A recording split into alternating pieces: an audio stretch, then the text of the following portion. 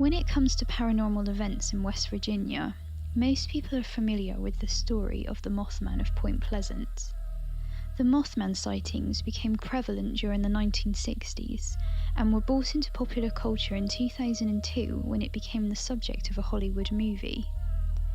What fewer people know, though, is that West Virginia as a whole has a history rich in strange and unexplained events, making it a hotspot for everything from UFO sightings to various unknown creatures. What exactly is happening in West Virginia? I'm going to explore some of the strangest things that have happened in West Virginia leading up to the Mothman events of 1966. Do all of these events tie together somehow? I started out with the intention of making a video just on the Mothman, but I feel that these other stories may bring a different perspective to Mothman, and it cannot be so easily explained away as mass hysteria or large owls when you see just how vast the experiences are of the people of West Virginia. West Virginia has a rich and sometimes turbulent history, especially Point Pleasant. In the 1600s, there were battles between Native American tribes over hunting territory. A century later, it was contested ground between Anglo-Americans, with Virginia and Pennsylvania claiming territory rights. The Battle of Point Pleasant took place in 1774, where the Shawnee and Mingo natives, led by Chief Cornstalk, lost control of the region in a brutal battle. It is said that as Chief Cornstalk was killed, he cursed the land for 200 years. Could this be the reason for the unexplained phenomena of Point Pleasant? Whether the land was cursed or not, it certainly continued to endure conflict. Between 1913 and 1937, the Ohio River flooded Point Pleasant 4 times, causing deaths and severe property damage. During the 1940s, after frequent disasters happening in Point Pleasant, sightings began of a large bird with the head of a man. This was 50 years before the sightings began of the Mothman in the 1960s. There are also several other well-known paranormal creatures which were reported in West Virginia before Mothman. In September 1952, people encountered the Flatwoods Monster, which was seen by several different groups of people. People reported seeing a strange floating creature with glowing red eyes and a mechanical body. The creature emitted a toxic burning smell which made several witnesses sick. Some of the witnesses experienced physical symptoms for weeks after the encounter, such as vomiting and sore eyes and throat. It's also worth noting that the 1955 Hopkinsville Goblin case, which is one of the most well-documented cryptid encounters, happened in Kentucky, which borders West Virginia. 2 families and dozens of other eyewitnesses, including police officers and a state trooper, reported encounters with 3-foot-tall creatures with large pointed ears, thin long limbs, large glowing eyes, and shiny or metallic skin. Next, throughout 1960, people started seeing what they called apple devils in Marlington.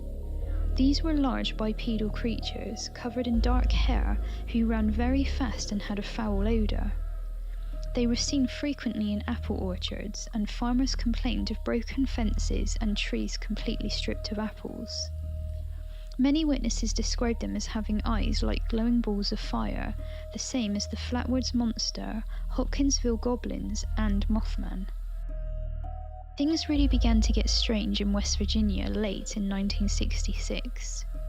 On November 1st, National Guardsmen spotted what they described as a birdman perched in a tree. On November 2nd, only 55 miles away from Point Pleasant, Woodrow Durenberger had his well-documented UFO experience while driving through Parkersburg. He claims an unidentified craft landed in front of his car. He said he was then approached by a strange-looking man who had a tan and an unchanging grin. He spoke to Durenberger telepathically.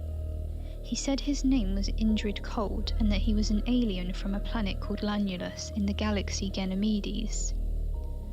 Durenberger and his family claim he had many other visits from Indrid Cold after this, and he subsequently wrote a book about his experiences.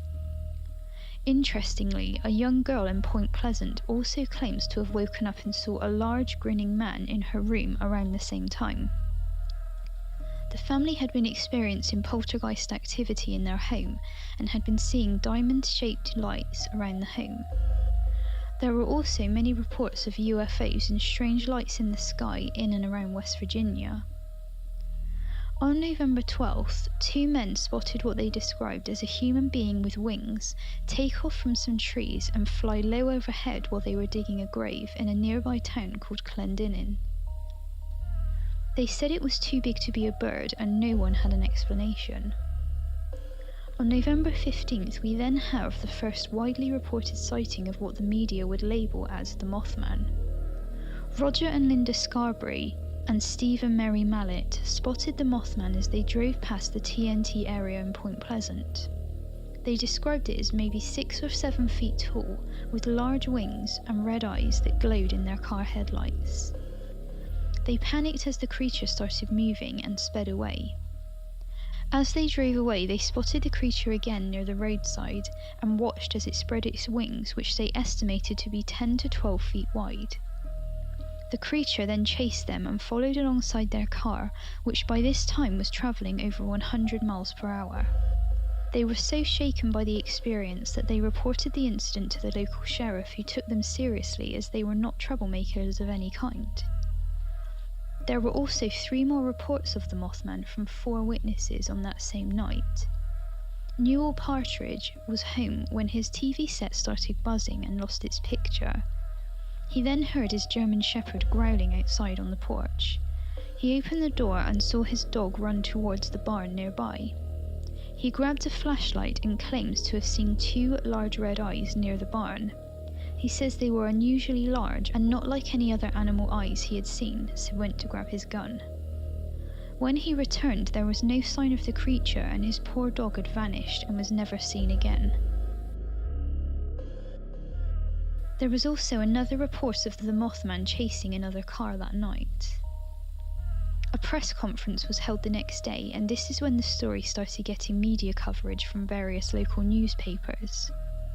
There were literally hundreds of reports of UFOs, giant birds, and strange lights in the sky between November 1966 and April 1967, although very few are publicly documented.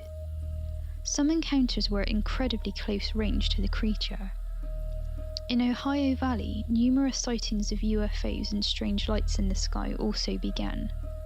There were so many reports that a local newspaper had a special assignment desk just for UFO reports.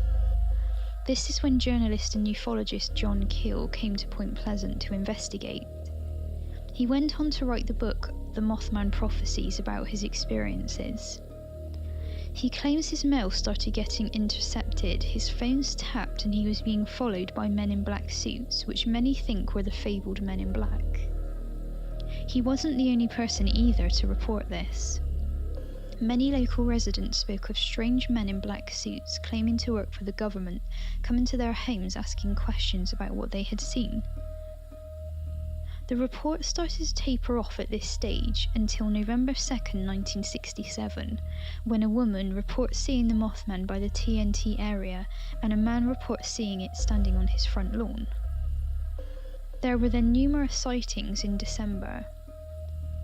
On December 16th, the Silver Bridge tragically collapsed during rush hour traffic, killing 46 people. Despite some claims, the Mothman was not seen on the bridge that day when it collapsed, although some think that the Mothman was somehow linked to the tragedy.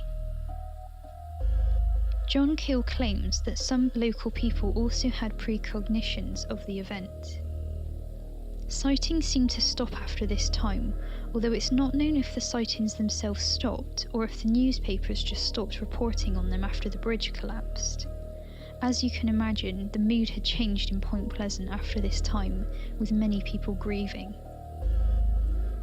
There has been much speculation over what the Mothman truly was, but I think it's safe to say that something was happening in West Virginia in the 1960s. Some think it could have been a misidentified large crane, or owl, or a creature that had mutated from the toxic waste dumped in the TNT area. Others think it was all down to elaborate hoaxing. But these theories don't explain all of the other phenomena reported or the more detailed and close-up sightings of the creature. Some even happened in daylight, which makes a nocturnal bird like an owl less likely. It's certainly interesting that an area with such a turbulent history is also somewhat of a paranormal hotspot. In this video, I have only been able to touch the tip of the iceberg on the goings-on in West Virginia, so I hope I have piqued your interest enough to go and look into these things further. The local residents of Point Pleasant embrace the events that happened in their town and even celebrate the Mothman with an annual festival, which I think is great. I hope you've enjoyed this video. Please like and subscribe if you haven't already, and thanks to any new subscribers. Thanks for watching, and see you in the next Mystery Sphere video.